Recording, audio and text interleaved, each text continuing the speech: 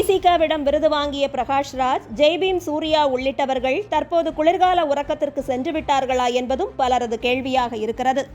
இந்த நிலையில் கள்ளக்குறிச்சியில் செய்தியாளர்களிடம் பேசிய அதிமுக எம்எல்ஏ செந்தில்குமார், மருத்துவமனையில் அனுமதிக்கப்பட்ட பலருக்கும் கண் தெரியவில்லை, காது சரிவர கேட்கவில்லை என குறிப்பிட்டதோடு, ஏற்கனவே இந்த சம்பவம் குறித்து ஆட்சியர் மற்றும் காவல்துறையிடம் பல்வேறு முறை தெரிவித்ததாகவும் கூறியிருக்கிறார். இது மட்டுமல்லாமல் கள்ளச்சாராயம் குடித்து இறந்து போனவர்களில் பெண்களும் இருக்கிறார்கள் என்பது குறிப்பிடத்தக்கது. செய்தியாளர்களிடம் பேசிய அவர்களது உறவினர்கள், இந்த சாராயம் பல காலமாக வீட்டிற்கு அருகிலேயே விற்கப்பட்டு வந்ததாகவும் தெரிவித்துள்ளனர். மேலும் சங்கராபுரம் பகுதியில் குடத்தில் வைத்து கள்ளச்சாராயம் விற்கும் காணொலியும் தற்போது இணையத்தில் பரவி வருகிறது. சமூக ஊடகங்களில் கருத்து பதிவு செய்யும் பாஜகவினரை கைது செய்ய காட்டிய அவசரத்தையும் அக்கறையையும் இந்த விவகாரத்தில் காட்ட முன்வந்திருந்தால் இதுபோன்ற உயிர் பலிகள் தடுக்கப்பட்டிருக்கலாம். பாஜகவினரை இரும்பு கரம் கொண்டு ஒடுக்கிவிட நினைத்த முதல்வர் தற்போது தவிர்க்கவே முடியாத இந்த செய்திகளை எவ்விதம் அடக்கி வைப்பார் என்பது கேள்விக்குறி. தமிழகம் முழுவதும் ஆறாக ஓடும் கள்ளச்சாராய விற்பனையை தடுக்க திறனில்லாமல் தொடர்ந்து உயிர்கள் இழப்பிற்கு பொறுப்பான மதுவிலக்குத்துறை அமைச்சர் இதற்கு முழு பொறுப்பையும் ஏற்க வேண்டும்.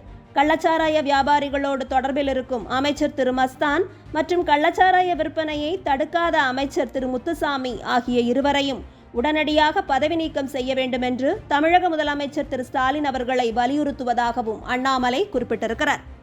இதுபோன்றே நடிகர் விஜய் இந்த சம்பவம் குறித்து வருத்தம் தெரிவித்திருப்பதோடு இதற்கு அரசின் மெத்தன போக்கே காரணம் எனவும் சுட்டிக்காட்டியிருக்கிறார். நடிகர் விஜயை தவிர தமிழ் திரையுலகிலிருந்து வேறு எந்த போலி போராளியும் இந்த சம்பவம் குறித்து வாய் திறக்கவில்லை.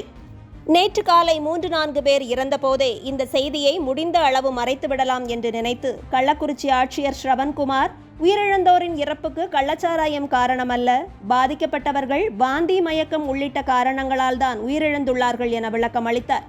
ஆனால் அதன் பிறகு அவரும் பணியிடை நீக்கம் செய்யப்பட்டார் என்பதும் குறிப்பிடத்தக்கது. இந்த சூழலில் சம்பவம் குறித்து நேற்று தனது எக்ஸ் தள பதிவில் அறிக்கை ஒன்றை வெளியிட்ட முதல்வர் திரு ஸ்டாலின், கள்ளக்குறிச்சியில் கள்ளச்சாராயம் அருந்தியவர்கள் உயிரிழந்த செய்தி கேட்டு அதிர்ச்சியும் வேதனையும் அடைந்தேன். குற்றத்தில் ஈடுபட்டவர்கள் கைது செய்யப்பட்டு தடுக்க தவறிய அதிகாரிகள் மீது நடவடிக்கை எடுக்கப்பட்டுள்ளது என கூறியிருந்தார். ஆனால் சிறிது நேரத்திற்குள்ளாகவே அவரது இந்த பதிவு நீக்கப்பட்டிருக்கிறது.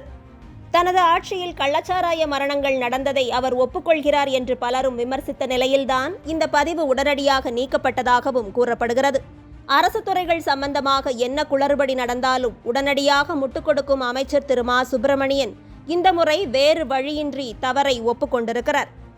செய்தியாளர்களை சந்தித்த அமைச்சர் திரு ஏவா வேலு மற்றும் திரு மா சுப்பிரமணியம், கள்ளக்குறிச்சியில் விரும்பத்தகாத சம்பவம் நடைபெற்றிருக்கிறது, தவறு நடைபெற்றதை நியாயப்படுத்த விரும்பவில்லை, காவல்துறையினர் மெத்தனமாக நடந்திருப்பதால் முதல்வர் நடவடிக்கை எடுத்திருக்கிறார், சிகிச்சை பெற்று வருவோர் உயிர் பிழைத்து விடுவார்கள் என நம்புகிறோம் என்று தெரிவித்துள்ளனர்.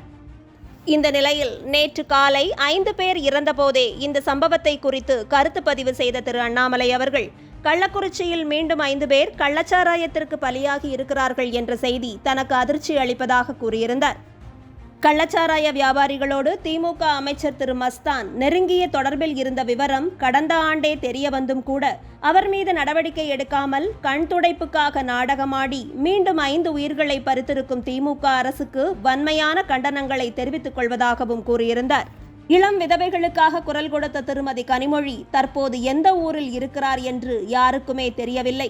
இந்த சம்பவத்தில் இறந்த பலரும் பட்டியலினத்தை சேர்ந்தவர்களாக இருக்கலாம் என்றும் கூறப்படுகிறது. பட்டியல் இனத்தவரை ஒடுக்குவதும் நசுக்குவதும் சனாதனம்தான் என முழங்கும் திருமாவளவனையும் இங்கு காணாமல் போனவர்கள் பட்டியலில் சேர்க்க வேண்டியிருக்கிறது. இவர்கள் கள்ளச்சாராயம் குடிப்பதற்கு காரணம் சனாதனமா, திராவிடமா? ஏதோ ஒரு போதையில் மக்களை வைத்திருந்து காசு கொடுத்து ஓட்டு வாங்கி பிழைப்பு நடத்துவது சனாதனமா, திராவிடமா என்று விவாதிப்பதற்கு இங்கு எந்த ஊடகத்திற்காவது தைரியம் இருக்கிறதா என்பது நமது கேள்வி. பள்ளிகளில் காலை வழிபாடு வேண்டாம், நெற்றித்திலகம் வேண்டாம், ஆன்மீகம் வேண்டாம், ஒழுக்கம் வேண்டாம், ஓசிச்சோறும் மேடையில் குத்தாட்டமும் குவாட்டரும் போதும் என்று ஒழுக்கத்திற்கு மாறான சமூகத்தை உருவாக்கியது யார் என்பதை மக்கள் சிந்தித்து பார்க்க வேண்டும். 3 ஆண்டுகள் முத்தான ஆட்சி நடத்தியதாக நம்பிக்கொண்டு முப்பெரும் விழா நடத்திய திராவிட மாடல் ஆட்சியில் 2வது முறையாக கள்ளச்சாராய மரணங்கள் நடந்திருக்கிறது. கள்ளக்குறிச்சி கருணாபுரம் பகுதியில் கள்ளச்சாராயம் அருந்தியதால் உயிரிழந்தோரின் எண்ணிக்கை 33ஆக அதிகரித்திருக்கிறது.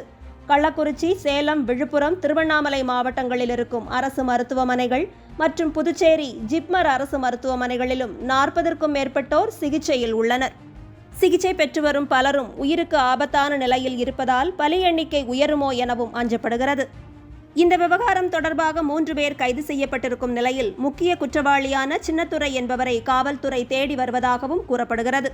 இது தொடர்பான வழக்கு தற்போது சிபிசிஐடியிடம் வழங்கப்பட்டுள்ளது எனவும், இந்த விவகாரம் தொடர்பாக முதலமைச்சர் திரு ஸ்டாலின் இன்று முக்கிய ஆலோசனைகளை மேற்கொள்ள இருப்பதாகவும் தகவல்கள் வெளியாகியுள்ளன.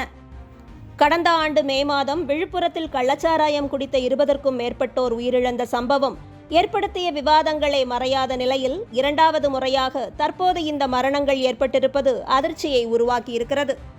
கடந்த ஆண்டும் மரணங்கள் நடந்தவுடனேயே இது தொடர்பான வழக்குகள் சிபிசிஐடிக்கு மாற்றப்படுவதாக அறிவித்ததோடு இறந்தவர்களுக்கு 10 லட்சம் ரூபாய் நிவாரணமாக வழங்கி சர்ச்சையை உருவாக்கி இருந்தார் முதல்வர் திரு ஸ்டாலின்.